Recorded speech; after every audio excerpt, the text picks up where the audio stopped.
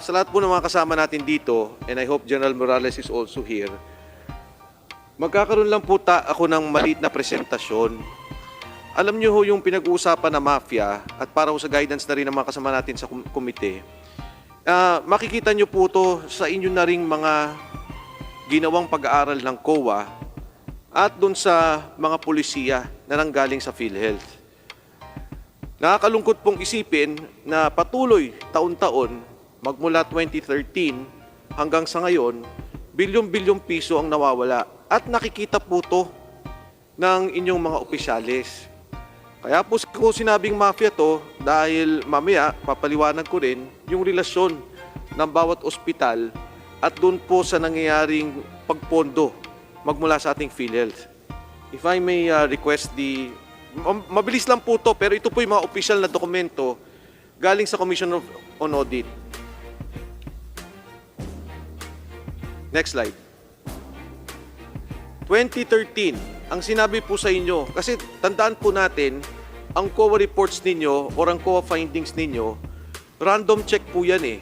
3,500 a day ang inyong pinoproseso, kaya talagang napakarami at hindi kakayanin na COA na i-check ang lahat ng dokumento sa ilalim ng PhilHealth. Anong sabi po sa inyo 2013? The validity of benefit payments amounting to 721 million in 9 PhilHealth regional offices could not be ascertained due to the absence of billing statements from healthcare providers. Next slide. Post-audit of the benefit claims of 9 PhilHealth regional offices, particularly on case rates and no balance billing, revealed that claims totaling 729 million were processed, pinroseso at binayaran ng PhilHealth kahit walang statement of account, kahit walang billing. Ito po yung 2013. The actual amount of benefit payments granted to member, patients, and dependents. Next slide. Itong po ang mga lugar na chinek nila. Region 1, 3, 9, 10, 12, 13, arm and car. 729 million. Next slide please. Sabi po ng 2013 pa rin, our audit of benefit claims filed by healthcare providers, either doctor or hospital, by PhilHealth under the new PhilHealth case rate system showed that the healthcare providers were reimbursed the maximum allowable amount of case rates. At lumalabas po dito yung 46,164,000. Mas mababa ang lumalabas na billing kaysa doon po sa mismong binayaran ng PhilHealth. So noong 2014, ano po yung naging problema natin? Next slide please. Ang binayaran ninyo na claimants, number 1 po dyan, pneumonia na. Pneumonia 1, 495,000. Acute gastroenteritis, 337,000. Newborn care package, 299,000. Ito po, galing daman po sa inyo. So noon pa lang, nakikita nyo na ang pneumonia tumataas na at 495,000. Next slide. Ito po yung mga surgical case rates ninyo. Ano po ang pinakamataas dyan? 929,000 cases, dialysis. Next slide please. Noong 2014, chinek po ng COA. Ito po yung COA reports po to, no? Region 6, ang sinabi niya, ni-reimburse ninyo ng full amount ang case rates. Region 1, yun din po ang sinabi niya. 1.691 million in 178 audited benefit claim samples could not be validated dahil hindi po ninyo pinapasubmit ng statement of accounts. Region 9, guidelines for the filing and reimbursement of case rates claim lack the necessary documentation and internal control. So ito po yung 2014. Ano po nangyari in 2014? Next slide please. Ito po yung cataract scandal. Magugulat po kayo noong 2014, 700 million sa NCR pa lang ang ginastos ng PhilHealth sa katarata. So, ang ibig sabihin, no, pag nakita nyo may ganitong problema, tumataas ang bayad, makikita kagad ng finance kung anong nangyayari. Dahil ang mga regional offices, nagsasubmit sa finance, central office, kung ano yung dapat bayaran. Next slide. Noong 2014 po, pang-apat sa pinakamataas ang katarata. Ang binayaran po ninyo dyan ay 3.7 billion. At hanggang sa ang PhilHealth case rate po, case rate din po yan, 16,000 bawat mata. Yung 16,000, isang mata lang po yan. Pagka nagpakatarata ka, nagpatanggal ka ng dalawang mata, 32,000. Ang sabi ng investigasyon ng panahon na yan, ang binibigay doon sa nagpapadala, 2,000 ang kanyang balato.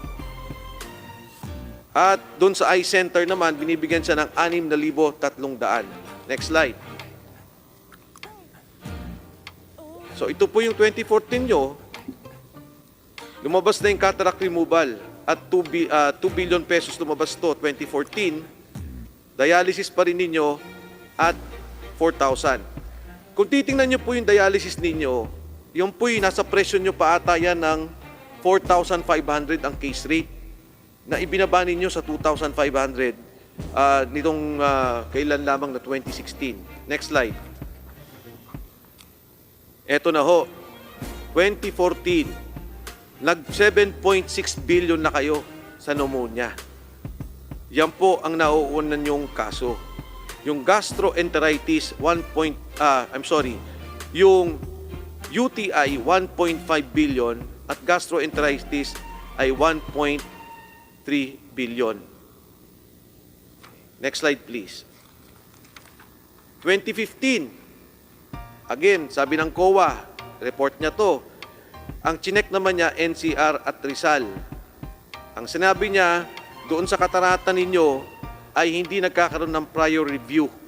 So ito yung review ng 2014, lumabas ng 2015. Pagkatapos, ang sinasabi niya dito, na maraming reimbursement not supported with complete documentation. At ito'y maaaring pumasok sa disallowance. 2015 ulit, next slide. Yung pong 93% or 26 na in-interview tungkol dito sa catarata operations. Ang sinasabi, mahaba yung kanilang paghihintay, hindi maganda yung nangyari sa kanila,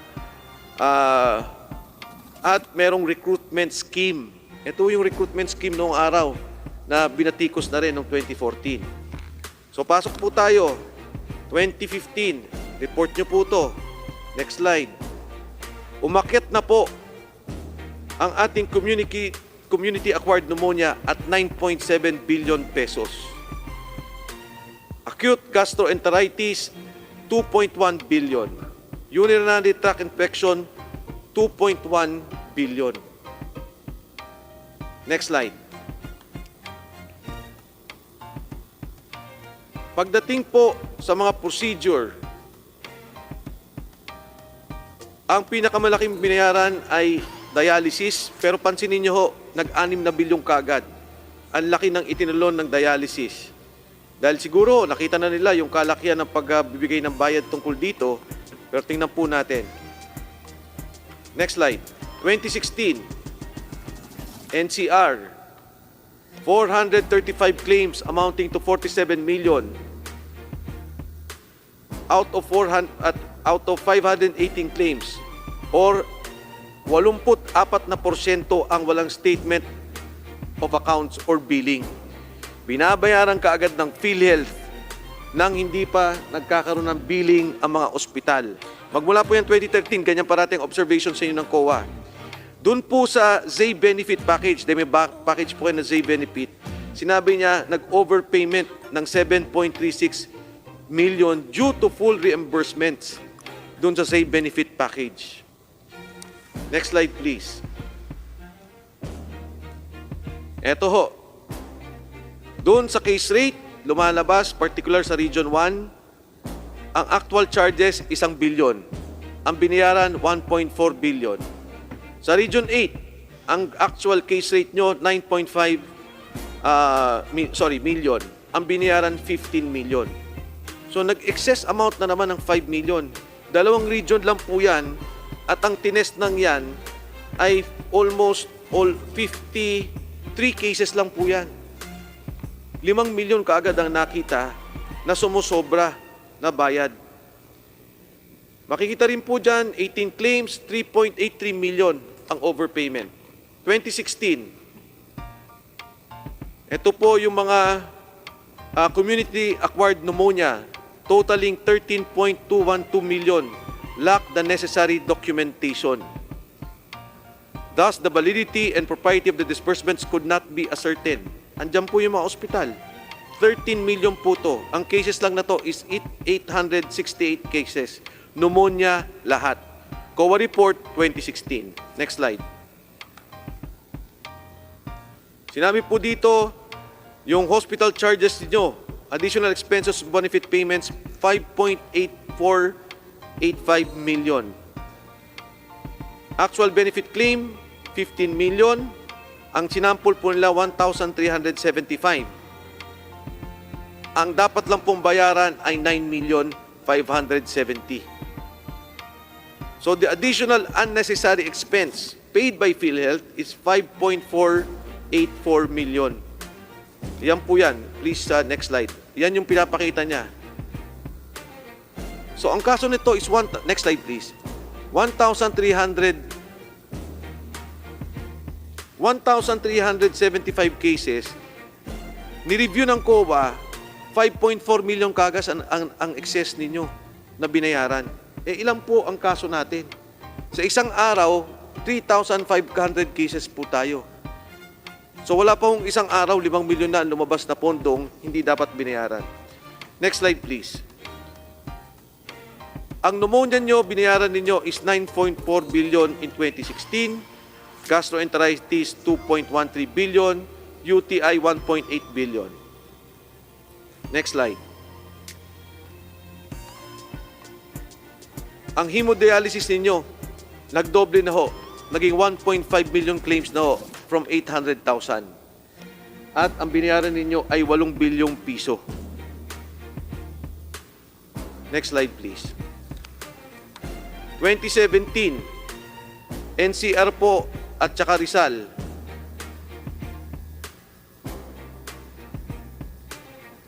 Ang lumalabas na naman po sa Say Benefit Package ay nagkaroon kayo nung dun sa 2016 sample ng 15 million binayaran, 84 sample benefit, may 0.5, 26 million na sobrang bayad. Next slide please. Ito po yung all case rates. Overpayment, 2.7 million pesos. NCR, Region 1 at Region 2. Next slide please. Sinabi po dyan muli ng COA, we reiterated our previous year audit recommendation that manage revisit the guidelines on the all case rate payment system and implement a uniform policy application on the reimbursement of the all case rate claims, which is equally beneficial to the PhilHealth member patients and the healthcare providers in order to efficiently and effectively achieve its objective of providing its members the most advantageous financial risk protection through consistent and fixed benefit package. Ito po yung Zay benefit package ninyo na ginawa noong 2017. Yan po yung inyong binabayaran. Pinakamalaki po dyan, iba-iba po to. Ang Zay benefit ay special package ng mga may sakit. Next slide. In 2017, ang pneumonia nyo po ay umabot na ng 10 billion pesos. Pero ang cases nyung binayaran ay 700,000 ang binayaran ninyong kaso. Pero ang lumalabas po sa Department of Health ng panahong yan ay 454,000 lang ang may kaso ng pneumonia. Yan po'y tanong ko rin sa DOH. Bakit hindi po nila nakita? 454,000 ang may sakit ng pneumonia sa Department of Health. Sa PhilHealth, 707,000. At 10.2 billion ang binayaran na pondo para dyan. Gastroenteritis, 1.8 billion. At UTI, 1.5 billion. Next slide, please. Ang dialysis po natin, naging consistent na at 1.6 thousand claims from 800 claims in the past. At dito po, next slide. Okay. In 2018, ang sinabi po sa amin ng COA, hindi po nila magawa ang audit dahil hindi po sila makapasok doon sa inyong mga computers. Pero I guess meron na po kayong study para dyan.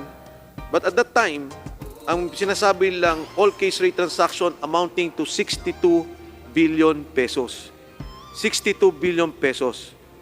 And maybe at 2013 to 2018, on average, we are working on 50 billion on all case rates kada taon. Ha? Okay, next slide. Napansin nyo po, no? 1.6 million ang claims ng hemodialysis noong 2017. Ngayon, naging 2.2 million na po ang claims. So, from 2014 na 800,000, naging 1.6. Ngayon, 2.2 na ang dialysis procedure. Yan po isang bagay na kailangan nating tingnan. Bakit ganong kalaki ang kanyang pagtaas? Next slide. Again, 757,000 ang claims ng pneumonia. Pero sa Department of Health ay hindi lalagpas ng 500,000 ang pneumonia claims, ang pneumonia cases. Gastroenteritis, 2 billion at urinary tract infection, 2.1 billion. Panghuli na lang po, ito po para makita ninyo kung gaano kagulo ang programa ng all case rate. Dito sa Pilipinas, pag ang gamit mong PhilHealth, mas mabuti nang may katarata ka o may pneumonia. Kasi pag katarata, 32,000 pesos. Pag pneumonia, yung mild, 15,000 pesos. Pag medyo masama, 32,000 pesos. Pero pagka nagka-breast cancer ka, 11,800 pesos. Pag nag-ectopic pregnancy ka, 7,800 pesos lang ang itutulong sa'yo. Pagka ikaw na heart attack, ang itutulong sa'yo ng PhilHealth ay 9,000 lang. Kaya mas mabuti na ang sakit mo, katarata o pneumonia, mas malaki ang bahagi ng pondong ibibigay sa'yo sa PhilHealth. To the PhilHealth, this is the scheme of sinasabing mafia. Because we know that on the regional level, meron po kayong tinatawag na benefits claim na committee. At yun po yan, dahil nga may case rate setup, ibibigay na lang yun sa finance. Pagdating sa finance, walang tanong-tanong dahil submitted ng region, babayaran ka agad. At pagdating po dyan, lalabas na ang pondo sa mga ospital. Kaya po kahapon, at nung isang araw nagkakausap tayo sa PhilHealth, nagtataka bakit yung ibang ospital napakabilis. Bakit yung ospital mabilis mabayaran? Yung mga ospital natin, particular, ang mga government hospitals, ang tagal ng bayaran. Dahil ba dito sa skema o nung scheme ng sinasabing mafia, na pagka merong usapan sa isang region o ang isang regional officer sa isang ospital at may usapan sa taas, mabilis ang nagiging bayaran. Ang all case rate policy po magmula 2013, consistent. Lahat ng binasa ko sa inyo ay galing sa Commission on Audit. At gusto kong malaman din sa COA mamaya, sino ba ang nakaupo ng panahon na yon? At bakit pinayagang magpatuloy? Mr. Chairman and all the members of the committee, lahat po ng government offices, pag nagkaroon ng bidding, eksakto dapat ang binibid price. Nakita ko po sa inyong batas, under the Universal Healthcare Law, totoo. Pwede kayong magkaroon ng scheme. Pero it doesn't mean, hindi po ibig sabihin na hindi magkakaroon ng tamang pagbayad sa presyo. And I submit to the members of this committee, this in fact is plunder. Yung bilyong-bilyong nawala dito ay plunder. At ang aking rekomendasyon, kasuhan hanggang sa regional level dahil lalabas po dyan sinong ospital ang nakinabang, sinong kakuntsaba dahil malinaw naman po ang records ng Commission on Audit at madali itong imbestigahan.